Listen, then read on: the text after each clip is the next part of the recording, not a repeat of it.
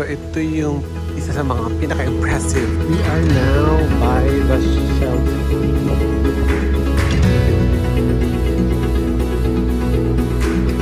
Ngayong hapon, kaninang umaga, wala masyadong tao dito. Train natin!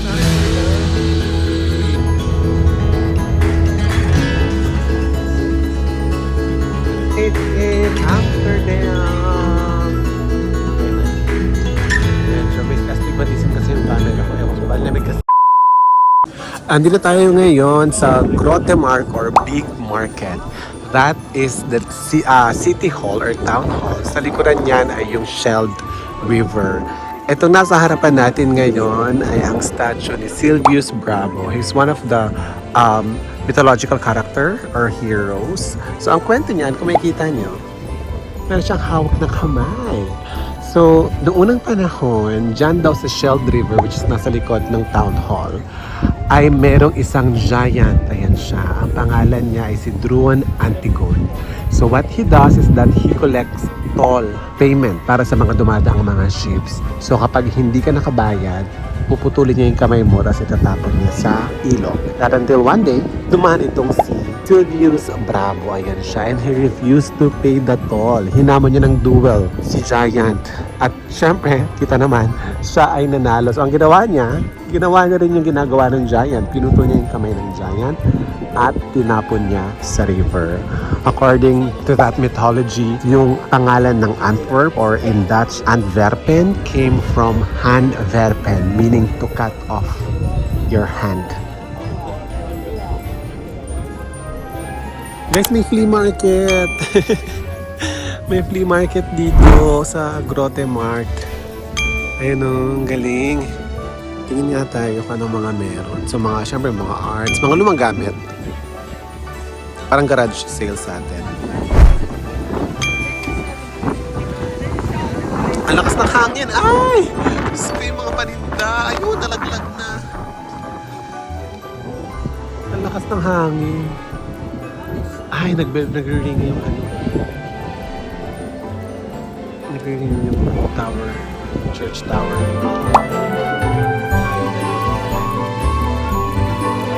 So ito yung isa sa mga pinaka-impressive na guild houses dito sa Antwerp. Ang tawag dito ay ang Vleeshuis or literally means meat house dahil ito ay ang guild house ng mga butcher noong unang panahon. Ganda.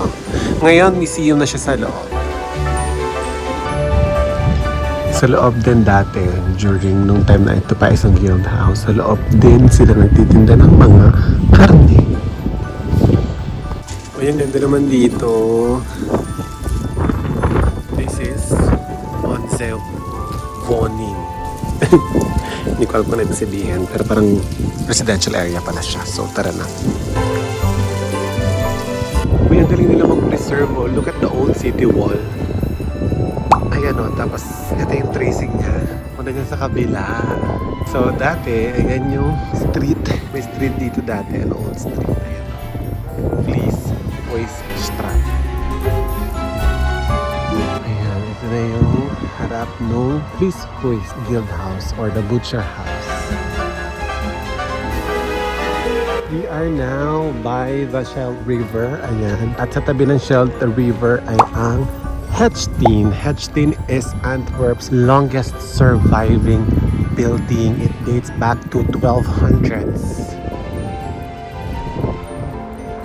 Parang tower ni Rapunzel naman ito siya. So dito tayo sa second floor. So this is the rooftop.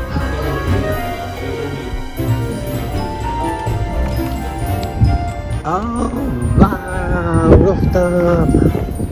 See, babe, right? But this is not yet the panoramic view. No, that's there. Up there. Hi! There's a warship from Brazil. Brazil! So, ito na. Ito na yung panoramic view. 360 nga naman siya.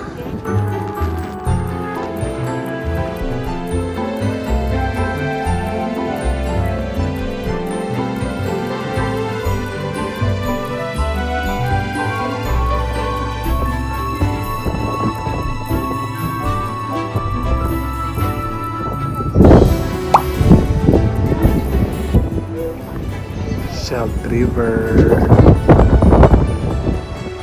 Galing ito. Touchscreen ba ito?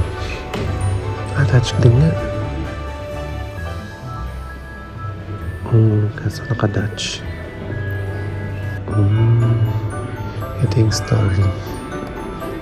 Antwerp story. Kaso may bayad. Sa pangalan ng Hetstein, yung Steen to na pangalan nun is stone because it's made of stone. But since this is from 1200s pa mga Frannico, marami na siyang renovation and restoration na napagdaanan. And what you see, kita niyo ba yon? Yung difference ng darker and lighter part ng castle. So yung darker part, yan yung original ruins. And then yung lighter part sa taas, dinugtong na lang yan nila para magkaroon ng figure ng original structure. Ayan.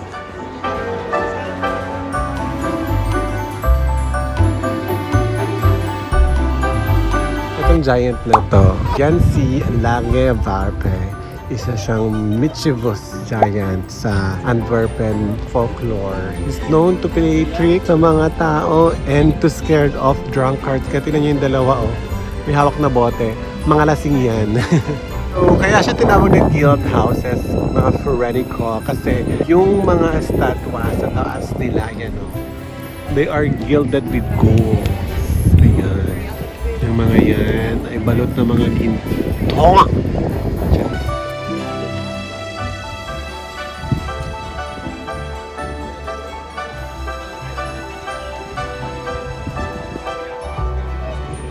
Ito na, we're back dito sa Cathedral of Our Lady. Tapos, ay, meron palang well dito. Ay, pero may harang. Nakalagay dito. This century, 16th century well in stone was used as the neighborhood's water supply until the end of 19th century. Oh. So we're gonna have our price here at Flitcott Max. They are here since 1842. So, sikat dito yung mga flavors ng kanilang mga dip.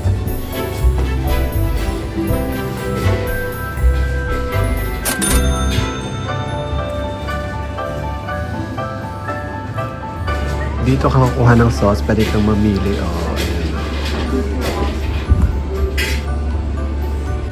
kaya tayo sa taas. Nasa taas yung kainan kasi malamig sa baba, girl.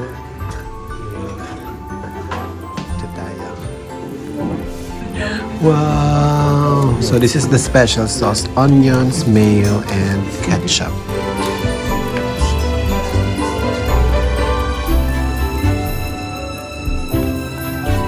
Okay.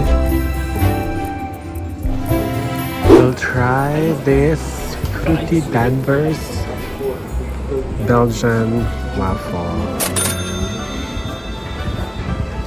Meron din sila nung ano, para siyang tanghulo pero chocolate coated strawberries. Tsaka banana. Kaso sobrang tamis, hindi ko na kaya.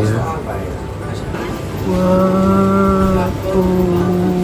Dankeschön. Oh.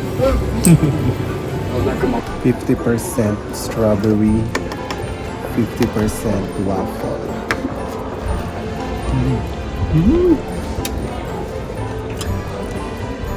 Dami strawberry, sarap. Hindi mo na makita yung waffle sa ilalim.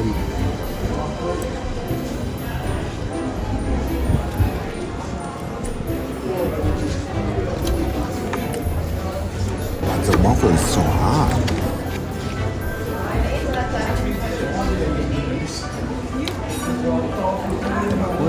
Yeah, show the waffle. It's a waffle.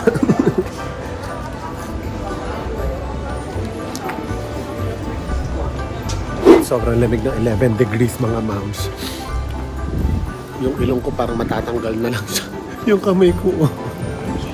Sobrang lamig. Grabe talaga. Sarap nung nung Belgian waffle na sobrang daming strawberry. Lakad-lakad tayo para magpainit. Para di tayo lamigin. Sobrang lamig. This is the St. Carolus Borromeus Church. It was built in 1621. Originally, it was built by the Jesuit priests, pero na-close siya ng 1700. and it was reopened by then and rededicated to St. Carlos Barangay.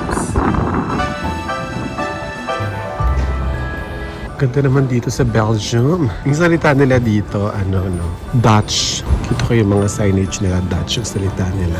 Tapos meron sila dito parang local language, yung Flemish.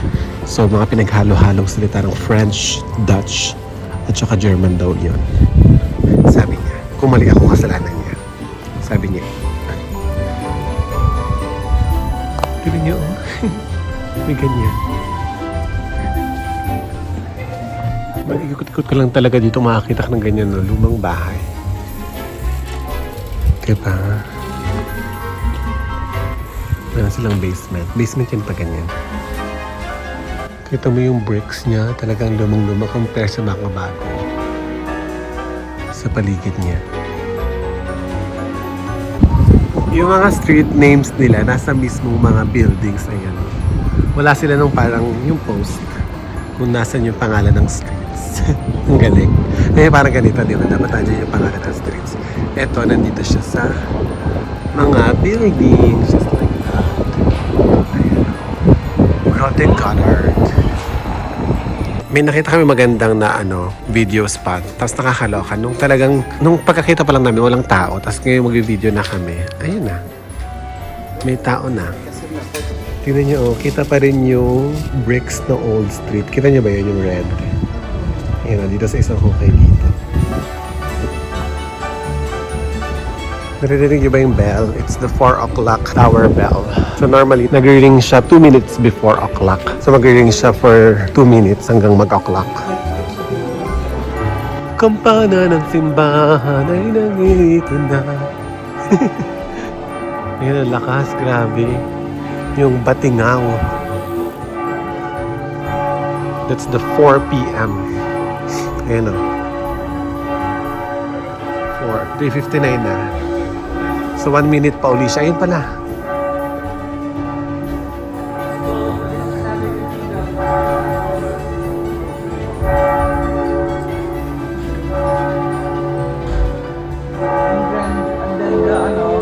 Okay, nakabili na tayo ng Belgian waffle, chocolate waffle. Dito kay Elisa Pralines. Okay, tara na. Maglalakad-lakad pa ulit tayo. Lakad-lakad lang tayo dito. Talagang lang gagawin uli natin. Walk and admire the city, the guild houses and all that. Ito pa, ang lumang bahay din, oh. Nandito tayo ngayon sa Oud Koornmarkt. Oud Koornmarkt. Oud is old. Koornmarkt. What's with all that Koornmarkt? Corn. Mark is market. Corn. Corn? Yeah. Old Corn Market.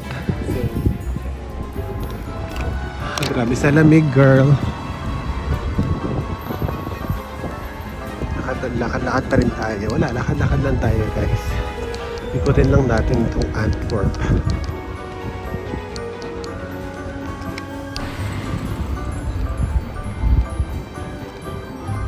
Oh, God. Dami yung kurang. Okay? Okay. Ay, may photoshoot na nagaganap. Ay, kuha tayo. Nakuha ako doon. Nasa likod ako. Big, across the street.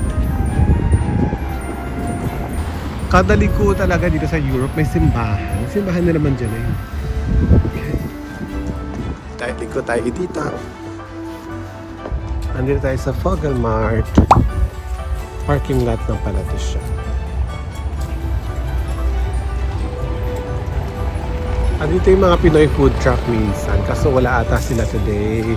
Si RC food truck dito siya banda sa Vogelmart. Grabe, naglagay ako ng moisturizer kasi ang dry na ng ganito ko. Oh. Baka ma-windburn ako. So, ayun. Tsaka ng lip moisturizer din. Sobrang dry ng hangin at sobrang lamig. And now we're back here sa the chocolate line. Kasi bibilihan daw niya ng pasalubong si Mother. Ay, Mother! Uy, ang dami ng tao ngayong hapon. Kaninang umaga, wala masyadong tao dito. Ngayon ang dami na. Ay, may pa-free taste. Wonderful. Thank you very much. Thank you so much. You took mine eh. Thank you. That doesn't mean that Thank one you. bread. It's good? Basta pa ako. Ang dami namin free. Nakabili na siya yun, no? Yeah! And then, ito na yung Central Station. Meron pa tayong 1.5 oras before our train. Hoy! Bakit ganyan? Ay, oh my God, I'm in the middle of the bike. Sena. Bakit kasi may putsay doon? Putsay. Ay. Yes, Karen, no? Nandito tayo ngayon sa gitna ng kalsada ng Antwerp. At sobrang lakas ng hangin, Karen. Yes. Sino ba si Karen? Alam niyo, ang daming ramen house dito. Ito ko may ramen. Parang pang-apat na yan na nakita ko dito sa Antwerp. Mahilig siguro sila sa Japanese food dito. Ano? So maghanap tayo ng upuan. Baka dito, yan o. Try natin. Uy, ang ganda dito. Oh. Ang daming kainan. Very alive yung place. Diba? Beer Central. Try natin. Ay, wow. Very nice. Oy. Ayan, dito tayo uupo sa gilid. Ang nice, oh. Ang nice ng ambience. Oh, nice. Thank you. Sweet. Enjoy. Thank you.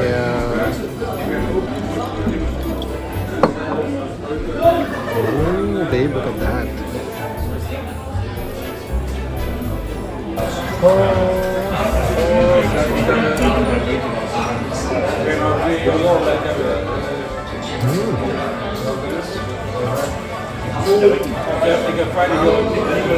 Kaso wine na may spirit. Okay, let's now go to the train station. 6 o'clock na. Look at the Antwerp Central Station, no? May train dyan, may train dito, may train track doon, at may train track dito.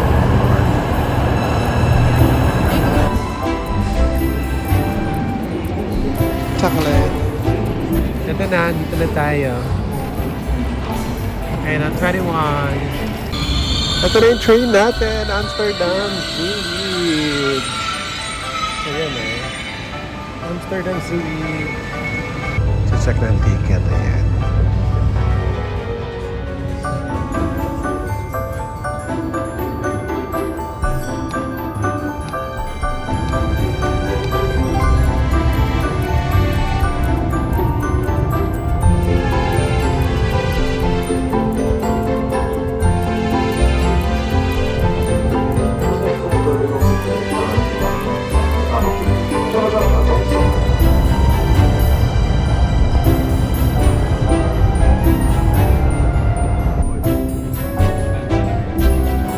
Dito kami sa Zooey. Dito pala, pag bibili ng ticket, sasaksak mo muna yung card mo doon bago ka makapag-type dito.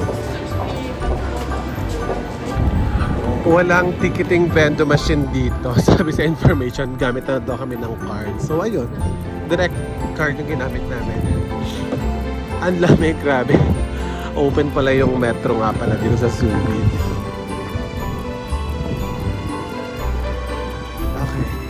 10 minutes. Ang lamig. Oh my God, mga maare. Grabe, 9 degrees. Oh my gosh. Ang lamig. Pupunta na tayo dito. Maglalapag lang tayo ng gamit dito sa hotel and then labas ulit tayo for dinner. Hi! Isang cute naman. I miss my cat. Ay, kung kailan naman huling gabi na namin saka na nagkaroon ng ganito dito, yung free water.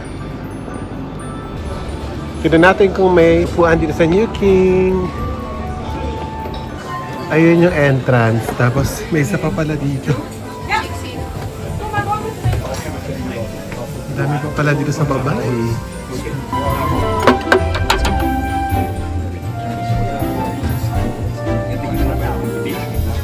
Okay, so we have our mixed meat. We have duck, pork, and chicken, right? Duck, pork, and chicken. And then rice, and then fried futongs, and then wonton.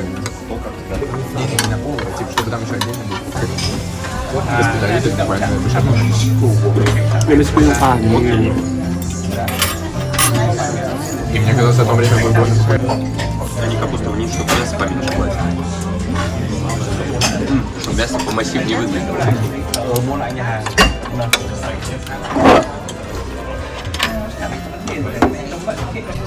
Yung sarap, grabe. No? Да, очень хуёвое мясо. Gusto ko. Очень вонючее. Last night in Amsterdam. Ang lamig-lamig pa din. 9 degrees na naman mga mi. So, lalakad-lakad muna tayo dito. Papababa tayo ng pagkain. Saka last day kasi natin ngayon. Last night natin. So, enjoyin na natin tong view. Hanggat kaya natin. Hanggat kaya. Enjoyin na natin mga moms. Ayan, ang Central Station sa gabi with astigmatism. Ayan, okay na. Medyo may astigmatism kasi yung camera ko. Ewan ko, malamig kasi eh. Ayan, ang Central Station. Amsterdam Central Station. Ito yung dam rock sa gabi.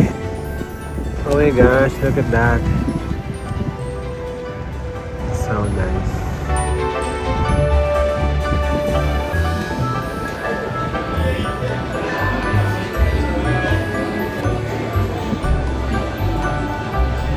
Enjoy na natin habang nandito pa tayo. Grabe ang bilis ng araw. 2 linggo na ako sa Europe. Diba? Oh, Flamsifrit. I'll miss that. Oh, tsaka yan, yung minu-minutong pagtunog ng ng simbahan. Narinig nyo ba?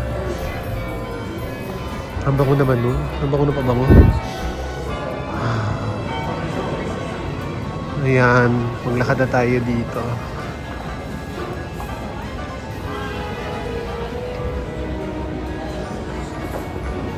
Kanina natikman namin yung Belgian waffle. Same lang din naman. Kalasa rin din.